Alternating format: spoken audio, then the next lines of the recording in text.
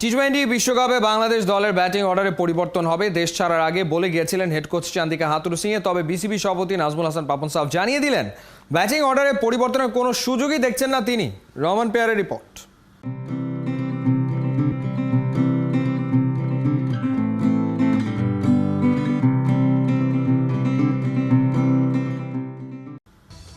T20 cricket, yes, batting order will be changing. Batting সাফল হওয়ার কোনো আমি সুযোগই দেখি না। That's normal in normal cricket. বলে তো লাভ হবে না, কিভাবে করবে আমি দেখি না। It's about where you bat and how best you bat. এক একজনে এক এক রকমের অভিমত দিতে পারে, সেইটা আমি মনে করি ওদের ইনফ্লুয়েন্স হওয়ার কোনো কারণ নেই। হাথুরুসিংহে ব্যাটিং অর্ডারে পরিবর্তনের পক্ষে হলেও কোনো সুযোগ দেখছেন না বিসিবি সভাপতি। তিনে সাকিব আল হাসানকে খেলানোর যে ফিসফাস শোনা গিয়েছিল, সেই সম্ভাবনারও কি তবে ইতি?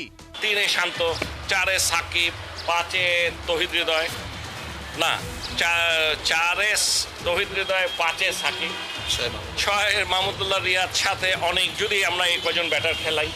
তারপরে স্পিনার আসবে একজন। এখন এটা কি রিশাদ আসবে নাকি শেখ মাহিদি আসবে সেটা আমি জানি না। অপোনেন্ট দেখা হলে ঠিক করবে, আর 3 পেসার খেলবে। এটা হলো স্ট্যান্ডার্ড। এখন এর মাঝে চেঞ্জ হওয়ার সম্ভাবনা খুবই ক্ষীণ বলে আমার মনে হয়। আমেরিকার বিমানে সাইফুদ্দিন উঠতে পারেননি, অবাক হয়েছেন খালেদ মাহমুদ সুজন। 17 জনের বহরে মিরাজ সাইফুদ্দিন থাকলে বাংলাদেশ দলের শক্তি আরো বাড়ত, এমনটাই তার ভাবনা। তবে পাপন বলছেন যারা গেছে তারাই সেরা। সাইফুদ্দিনের উপরে আমারও কনফিডেন্ট অনেক ছিল, যে কারণ এই ফরম্যাটে ভালো করেছে, এক্সপিরিয়েন্স প্লেয়ার, হি নোজ কী করতে হবে। সেইখানে কেন সাইফুদ্দিন থাকলো না? 5টা ওটা পুরো জিম্বাবুয়ে টিমের সাথে ছিল, হঠাৎ করে হাসানকে আবার কিনে নিয়ে যেত না।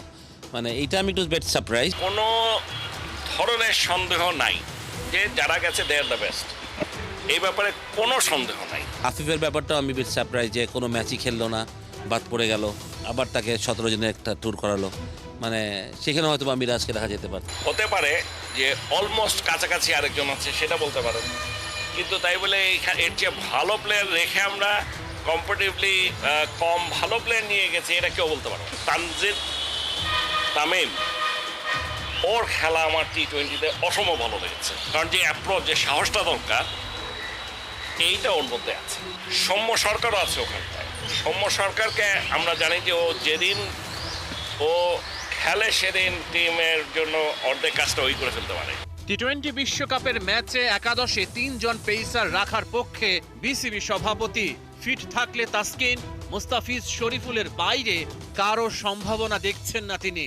যদি পেসারের কথা বলেন, অবশ্যই আমি মনে করি যদি ফিট থাকে তাহলে তাসকিন, শরীফুল এবং মুস্তাফিজ এই 3 জনই খেলবে। অন্য কারো ঢোকার কোনো সুযোগই নেই। টি-20 বিশ্বকাপে গ্রুপ ডিতে খেলবে টাইগাররা। ওদের প্রতিপক্ষ শ্রীলঙ্কা, নেপাল, নেদারল্যান্ডস এবং সাউথ আফ্রিকা। রহমান পেয়ার, 71।